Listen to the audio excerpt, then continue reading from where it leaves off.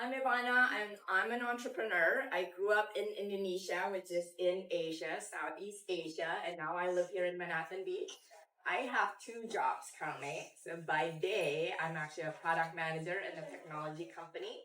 On nights and weekend, I run an exciting business. It's called Kasi Co-op. I create and design Indonesian textiles and share that with the world. And Kasi means love in Indonesian language. Okay, so quick question before I get started. Who here has ever sold lemonade, baked cookies and sell it, done garage sale, sell bracelet, 3D printed items, walk dogs, or babysit? Congratulations, you guys are already an entrepreneur. So let's share a little bit about what's entrepreneur. Entrepreneur is someone who starts their own business and takes a chance on their idea. It doesn't take a lot to be an entrepreneur. All you have to do is have an idea. You think there's a solution for a problem, you build it. You keep on going because with entrepreneurship, as I mentioned, things sometimes will fail. It takes a few times, and you'll see it from my stories here. Sometimes it takes years for your stories to be successful. Ideally, your ideas should help people either by creating new product or services, because if not, no one will want to pay for your product or services. So my path, I started young. I'm a third generation entrepreneur. That means my grandparents, my parents, and I are all entrepreneurs. We have our own separate businesses. I started young in Indonesia. I helped in my family business. I was their cashier in the summertime. I did their accounting during the school year.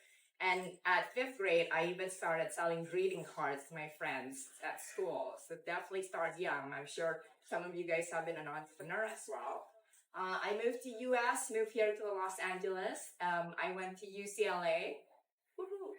And then I did a BA in business economics and an MBA in finance and entrepreneurship. My business now is in fashion and design, but I have no degree at all in fashion and design. And the learning there is sometimes you don't even need a degree. You would just do something that you're passionate about, and then you'll figure it out. After my MBA, I worked at Yahoo. So I did finance and operation, and will share a little bit about each of the role. After Yahoo, I started Kasi Co-op back in 2012. So that's even before you guys were born. I started by selling jewelry, and it's always working with Indonesian artisans, so working with people in Indonesia who are creating crafts and then selling it here globally in United States.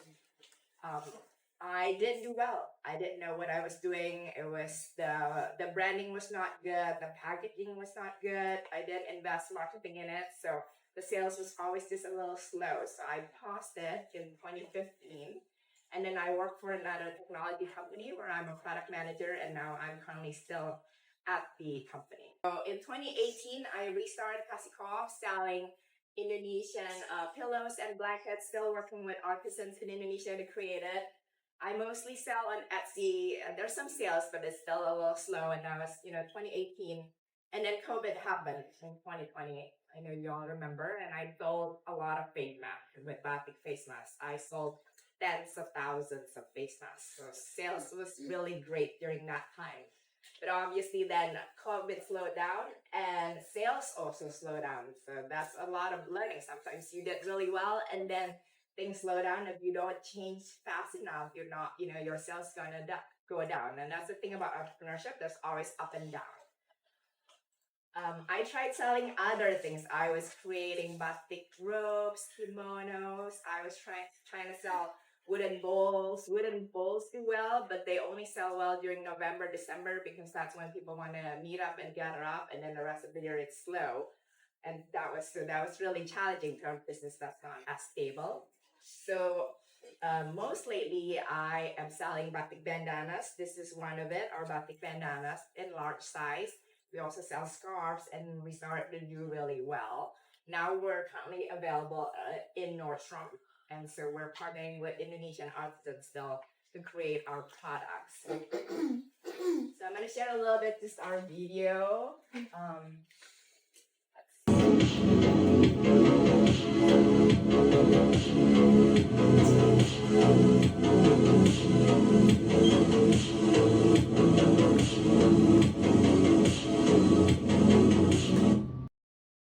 Right?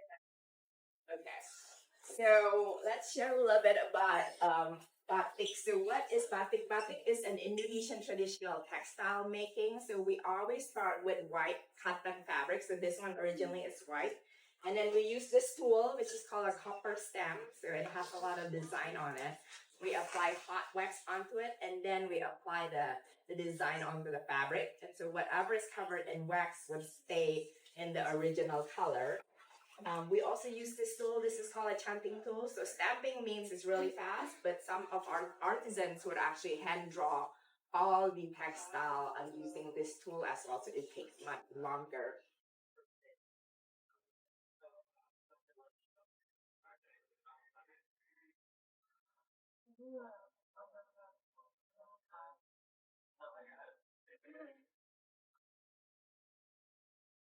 The one thing that difference between other textile and Indonesian batik is that I just brought an example. This is regular textile. It's always printed on one side. So that's why you'll see the design shows very well on one side. But if you flip it, it's a very faint design because it's like a printer. You just print it on one side. With Indonesian batik, because you stamp it on hot wax and then you dip the whole fabric in dye, it's reversible. See? They're all exactly the same pattern and design, and then you want to compare that to one that's not. So that's how you know our authentic Indonesian batik. Why do I start doing it? As I mentioned, my grandparents, my parents, and I are all entrepreneurs. So we have always been passionate about entrepreneurship. That's why I am, starting this Kasi Co-op. And then I wanted to share Indonesian's culture and textile with the world. I think everyone's very much familiar with other block printing method, but not as much about Indonesian batik. So that's why I want to share our Indonesian handmade things to the global world. And then I want to help our artisans also to earn money for their families. We just recently are verified Fair Trade Federation member, and what that means is that we're paying our artisans fair wage when they're working and creating our products. What do I do as an entrepreneur? So I mentioned before when I worked at Yahoo, I was in finance. And then I mentioned that when I was working at the current company, I do design and product. With entrepreneurs, with big companies, you're typically hired to only do one thing. You do finance, or maybe you do legal, you do design. But with an entrepreneurship, typically you start as a solopreneur, which is only yourself. So I have to do everything in the business. So that includes design and products. So with this, I partnered with our artisan. I choose the color and the design combination to create. And then I have a team of 3 in Indonesia who do quality control and help send the products to here. I do operations. That means typically every month I have about 6 large boxes that come to our garage, and then I have to make sure I put it away. And then when orders come in, also online and all, I have to pick it, pack an order, and then ship it. So we do it all. I do it all with help of family members. And we also do branding and marketing. All those videos you see, my team and I have to do because we're business owner, but we're also forced to be an influencer to always just be on social media and posting about it. So we do branding and marketing. We do photo shoots as well. Typically, we ask our my friends, to help out on photo shoots. We do sales. So I had to go to New York. I had to go to Las Vegas, Philadelphia to showcase our products to meet other boutique buyers so that they would carry my bandanas and scarves. Finance, which is monthly profit and loss. Is your business making money? Is your business not? You have to know it. And also customer sports. It's because we send thousands of bandanas every month, so we'll have to answer your question. Uh, Obstacles I face. Obviously, the first thing is that no one knows my brand. You guys don't even know what Kasi means because it's an Indonesian language. So to start out, I have to really always post a lot on social media and then also do marketing to make sure that people know about my brand. I start by sharing it on Etsy, Amazon, eBay, everywhere. I try to post my products. Finding product market fit, as I mentioned, I start with face mask, but obviously that died down. So I have to do kimono, I didn't do that well. I tried jewelry, it didn't do well. Cutting board, it didn't do well. So there's a lot of iteration with entrepreneurship. Another obstacle is obviously it's hard to balance being a parent with a day job as well as side job. So we have to be very disciplined. And that's the same with you. If you are looking to be an entrepreneur while being a student, you have to do your homework, you have to do all these activities, but you still would have to continue with doing your passion on starting a business. And growing a business needs investment. You need to reinvest your profit. You have to spend on marketing, going to other cities to exhibit my brands and meet people. My advice for you, if you want to be an entrepreneur, start with something that you love. If you love, for example, arts and craft, create a greeting card. If you love creating 3D printed items, you can even sell your 3D printed items, or you can even sell the file of the 3D printed. So it doesn't have to always be physical objects. It can also be digital file that you sell online. Don't wait until you're ready. So I mentioned I don't even have a fashion degree. I don't know anyone in the fashion network. I just start because you'll figure it out once you start and meet people. And this is the biggest lesson. It's okay to fail. We don't have to be perfect. We can try something and fail. And I always tell myself, what's the worst thing that can happen? Am I still healthy? Am I still alive if I do this? Then yeah, no big deal. Learn from everywhere. You can go to YouTube, you can go to books and adults around you, and be patient because Fast Talk I started in 2012. I have to pause it, restarted in 2018, and I would say only now I'm starting to see a little bit of a progress in the brands. And you don't need a lot of money. You don't even need a degree at all to be an entrepreneur. You can start right away. You just need an idea and courage to try. You can start today. And then I think I forgot to mention, yeah, we're sold at Nordstrom. Currently, we're in 270 plus boutiques worldwide. We are sold in United States, Canada, France, Japan, and Netherlands as well. So with that, ask me anything. Thank you, everyone. Yes. What is your favorite design you've made? Oof, I did not bring it, but there is one design where it's a batik, and then half of it shows Indonesian hibiscus, because when I was walking in school, I grew up and then I was smelling Indonesian hibiscus on my way to school.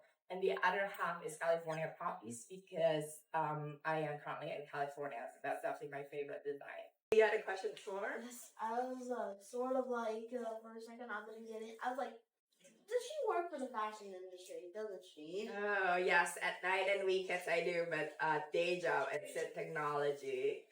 Oh. Yeah. Yes. What is your favorite part of your job? My favorite part of my job is definitely, I think, arts and design, because my day job is more about working with people and then very much technology, AI. But on this job, it's more of what do I want to design next? What do I want to create? I think another part is definitely working with the Indonesian artisans. Indonesia is a third world country, so they don't get them as much GDP per capita. Like their pay per person is not as much as US. So it's nice to open up more market. Yeah. Yes. How long did it take for you to get your money? Nordstrom was maybe 2 years ago. So if you count it from 2012 to 2024, that's 12 years. Yes. What island of Indonesia did you grow up on? I grew up in Java, Indonesia, in the capital city, Jakarta. So we visit Bali a lot, which is very nice. I've been to Bali before. Yeah. And when I was back. Oh, I know. Fun. Any other question? Yes. Like when you were a kid, did you know that you wanted to be an entrepreneur when you grew up?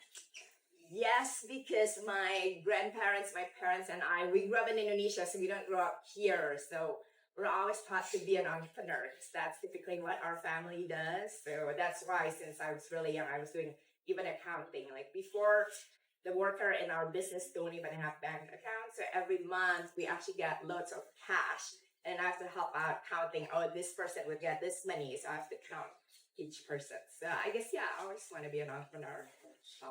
Yeah. What was your first sale?